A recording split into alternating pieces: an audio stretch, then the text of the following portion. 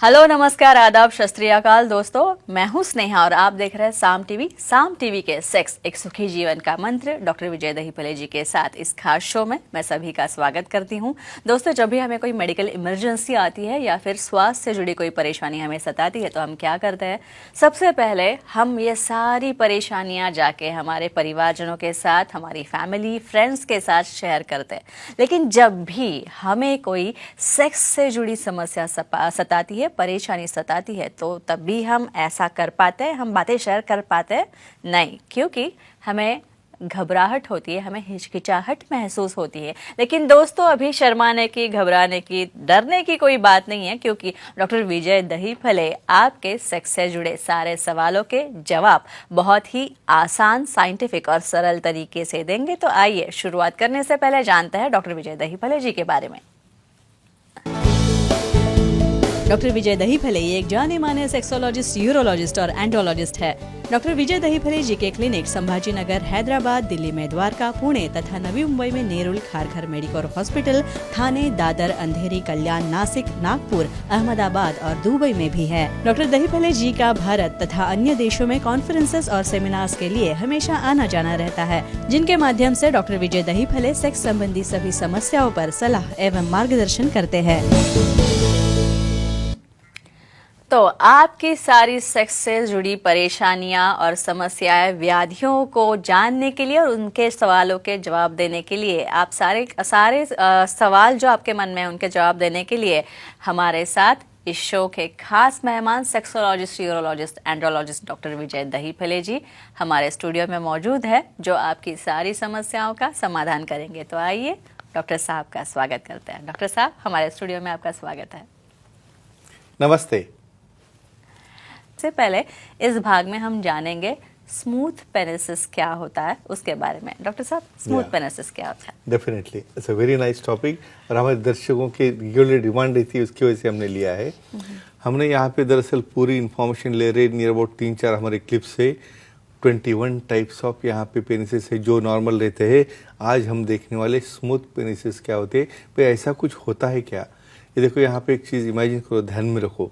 बहुत बार कुछ लोगों को अपने हाथ पे हो या पाँव पे हो वेंस दिखते हैं, उसी तरह कुछ लोगों में कुछ भी नहीं दिखता है, वहाँ पे ऐसा चबी जैसा प्लेन रहता है पूरा। तो कुछ पेनिसेस या लिंग जो रहते हैं एकदम प्लेन है, एकदम स्मूथ है, कोई एलिवेशन नहीं है उसके ऊपर, कोई डिप्रेशन नहीं है उसके ऊपर। ऐसे पेनिस को कहते हैं स्मूथ पेनिसेस, और ये भी नॉर्मल रहते हैं। इसलिए कुछ डाउट हो आपको तो सेक्सोलॉजिस्ट, यूरोलॉजिस्ट से मिलके इसके अंदर हम चेंज कर सकते हैं, लेकिन अपनी पार्टनर की सम्मति लेके और कंसेंट लेके। अच्छा डॉक्टर साहब, जाहिर है स्मूथ पेनिसिस के कुछ तो फायदे होते होंगे, तो ये कितने फायदेमंद है? Very nice question. बहुत बार क्या होता है, इवन पार्टनर जब उसे दिखता है कि ऐसे टाइप का पेनिस है, अभी स्मूथ है, अभी क्या करेंगे उसको, तो ठीक है हमें एडजस्ट करना है, लेकिन कुछ होता होगा फायदा उसका। तो बहुत बार क्या होता है, वर्जिनिटी या फर्स्ट डे में जब आपको एक्टिविटी या सेक्स हो रहा है, उस वक्त बहुत बार क्या होता है, हीमेन बहुत बार टाइट रहने की वजह से वहाँ पे पेनिट्रेशन होने में डिफ़िकल्टी रहती है। तो ऐसे केसेस में विथ लुब्रिकेंट या विदाउट लुब्रिकेंट स्मूथ पेनिसिस का वहाँ पे एंट्री होना या एक्ट होना या थर्स्टिंग होना, ये नॉर्मल मेथड से होता है, पेनलेस रहता है, बहुत बार पेन भी नहीं होता है। लेकिन इसको भी काफ़ी ऑप्शंस है, कैसे पोजीशन लेना है, कैसे मिशनरी पोजीशन काम में आती है, कैसे वहाँ पे लुब्रिकेंट काम में आते हैं। लेकिन जो भी है वो अच्छा ही रहता है, कुछ उसमें चेंज चाहिए तो विशेषज्ञ से मिलकर अपन उसमें बदल कर सकते हैं। जी, और डॉक्टर साहब, चेन्नई से फोन है मधुकर जी का, उनका कॉल लेते हैं। मधुकर जी, सवाल पूछिए आपका। नमस्ते सर। नमस्ते जी, बोलो। लिंग का फ्रैक्चर होने के बाद कितने दिन बाद सेक्स कर सकते हैं, जानकारी दीजिए। अच्छा, ये बहुत कॉमन इंपॉर्टेंट क्वेश्चन है। और बहुत बार क्या होता है, कुछ माइनर फ्रैक्चर रहते हैं, समझो बहुत बार जो उसमें क्या करते हो, आपकी स्पीड बढ़ जाती है, वहाँ पर आपका अंधेरा होगा या पार्टनर की पोजीशन चेंज होगी तो आप रॉन्ग जगह पे हिटिंग करते हो, वहाँ पे क्लिक आवाज़ आके वहाँ पे जगह पे ही बहुत बार ब्लड जमा होता है या पेनिस बेंड होता है। कुछ केसेस में तो ज़्यादा ब्लीडिंग भी हो सकती है। समझो जो भी है उसे कॉन्जर्वेटिवली अच्छा किया या सर्जिकल ट्रीटमेंटली। अब अगला क्वेश्चन आता है कि हमें अभी कब एक्टिविटी या सेक्स करना है। तो फ्रेंड्स, एक ही ध्यान में रखो, कोई भी सर्जरी हो, कोई भी ऑपरेशन हो या कोई भी प्रकार से उसका एक्सप्लोरेशन हुआ हो, 3 या 4 हफ्ते उसको हील होने के लिए लगते हैं। और फिर भी उसके बाद विशेषज्ञ से मिलके भाई वहाँ पे पोजीशन क्या चाहिए, वहाँ पे कुछ लोगों को ईडी रह सकता है या इरेक्टाइल डिस्फंक्शन सकता है, कोई टैबलेट यूज़ करना है या नहीं है, या कौन सी बेहतर पोजीशन होती है, ये हमारे सुखी जीवन के मंत्र की बुक में भी मेंशन किया है। तो डेफिनेटली 1 मंथ तक आपको गैप देना ज़रूरी रहता है, इम्पोर्टेंट रहता है।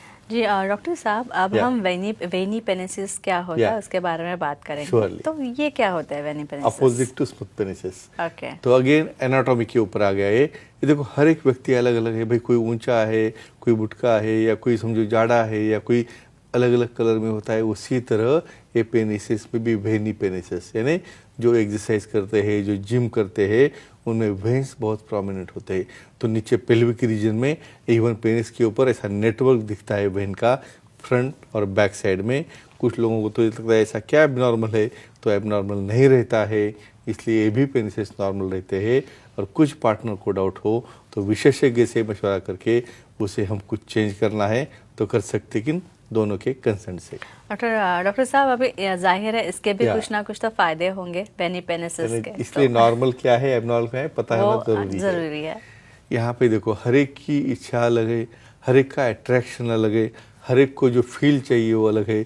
ये तो बहुत बार ऐसा होता है पार्टनर खुश हो जाता है, बहुत अच्छी बात है, वे यहाँ पे नेचुरली ही एलिवेशन और डिप्रेशन से नेचुरली वहाँ पे वेंस है। तो जब एक्ट चल रहा है, जब थर्स्टिंग चल रहा है, तो जी पॉइंट जो रहता है फीमेल्स में 12 o'clock में वजाना के अंदर एंट्री करने के बाद जहाँ पे न्यूरोवास्कुलर बंडल रहता है, उससे जब तक फ्रिक्शन नहीं होता है तब तक ऑर्गेजम वहाँ पे नहीं मिलता है, या पेल्विक फ्लोर कांटेक्ट नहीं होता है, या उन्हें सेटिस्फैक्शन नहीं मिलता है। तो ऐसे केसेस में जहाँ पे वेंस ज़्यादा हो, वहाँ पे फ्रिक्शन वहाँ पे अच्छा रहता है, और वहाँ पे ऑर्गेजम होने के काफ़ी अच्छे चांसेस रहते हैं। अपने पार्टनर को ये ज़्यादा इंजॉयबल रह सकता है। तो ये सबसे बड़ा फायदा है वेनी पेनिसिस का। डॉक्टर साहब, पूना से फोन आया है, माधुरी जी आपके साथ बात करना चाहते हैं, उनसे उनका कॉल लेते हैं। माधुरी जी, सवाल पूछिए आपका। प्रणाम सर। जी प्रणाम जी, बोलो। सरकमसीजन सर्जरी करने के बाद कब सेक्स करना चाहिए?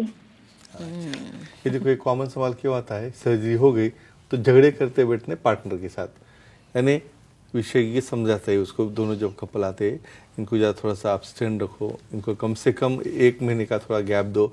लेकिन इनका कहना आता है भी मुझे बीच में इरेक्शन आते हैं आफ्टर सर्जरी।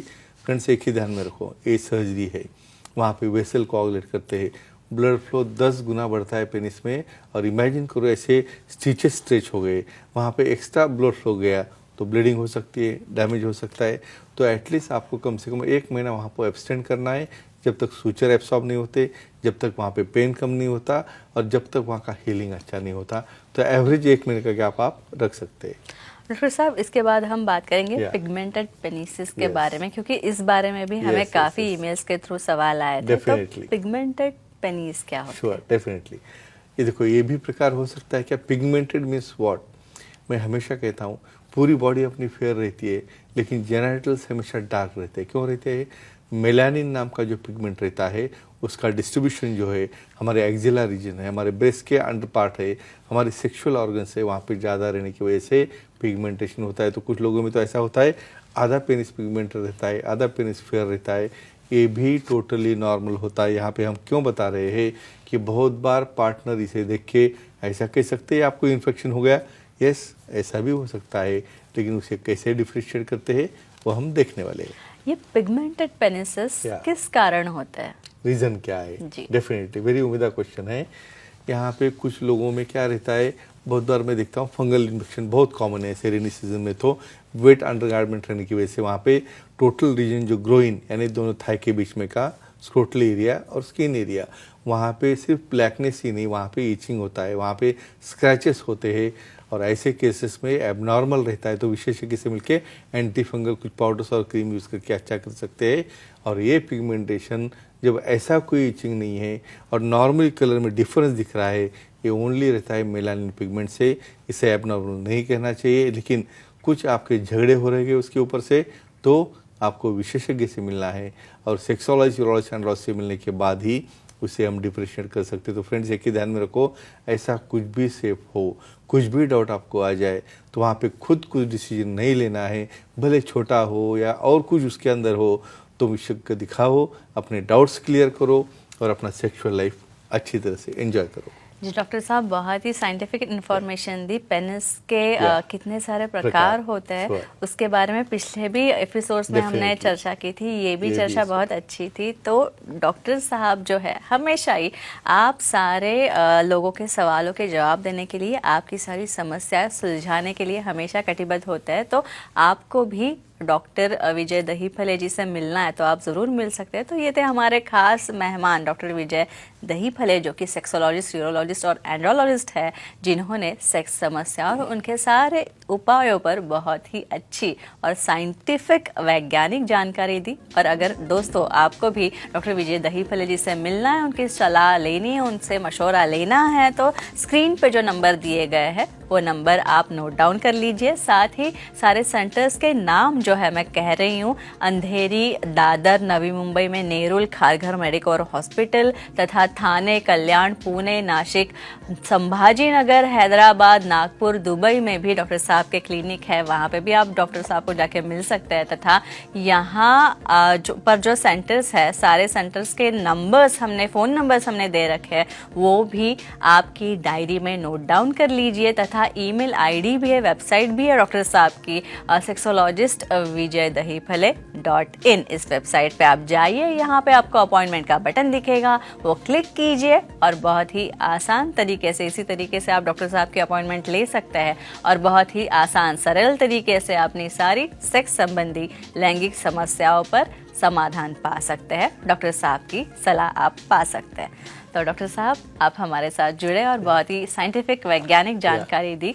ये सच पूछूं तो, सच बताऊं तो डॉक्टर साहब, हमेशा ना मुझे एक ये होता है कि आप जो बात करते हैं या फिर जो सवाल हमें दर्शकों के आते हैं वो बहुत ही अलग होते हैं, और यही हमें चाहिए कि लोग खुल के बोले सारी सेक्सुअल प्रॉब्लम्स पे, समस्याओं पे। तो डॉक्टर साहब, फिर एक बार आपका बहुत बहुत शुक्रिया। धन्यवाद। तो अब समय हो चला है दर्शकों का विदा करने का, तो उनसे विदा करते हैं। तो हम यहीं पर रुकते हैं। गुड नाइट, शब्बा खैर, शुभ रात्रि।